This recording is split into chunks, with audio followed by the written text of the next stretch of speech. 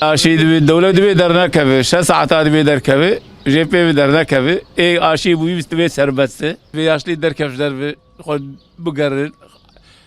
أنا هرقي تختور جمر دوی أنا زلنا قريت 2 كيلومتر روشي بمش. يعني شخوين دور دوی راحتيا مرتي هيا.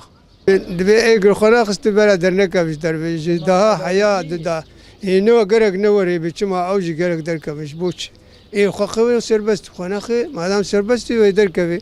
ای مزمر سربستی یا نانز خدای مر خواهی ناکب سریم تفیدا یا بجاقی ناکب سریمش بردشی یا.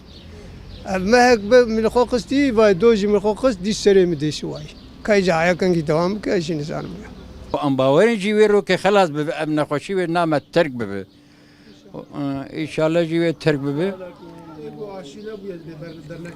درنا كيف درب باور بك حبكي دليل مجي الوان راح حد ما هذاك ترسم ما برا ورد هندور دبن دخواز ابي اصابنا راب بس وي انسان دك işe ki bك kar ki bك mama ey yaşlı شغل işe ki dikin mama betal hندور دبن ما ولا وين حقيقي ولا برای اختیار در کبم برای کیف آخو بنیرن بخوده تشتی خود تعالی کریه اوانه کسی ابتال نابه و تعالی چی گوتیه اوه یعنی امانه به خودی خنن در کم بخوده تندر دجیبی و بتا بزلقه که هبه o gutun ve zaten tüneye.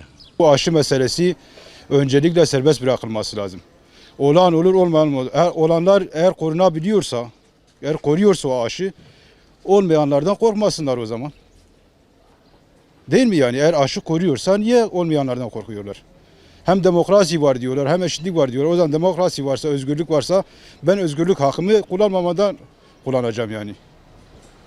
Niye böyle bir baskı var? Yani bu böyle devam ederse, eğer millet sesini çıkarmazsa bu böyle devam edecek. Yani yarın 65 gün, öbür gün 40 yaş, öbür gün 20 yaş. Daha sonra bu böyle devam eder, bebeğe kadar iner herhalde.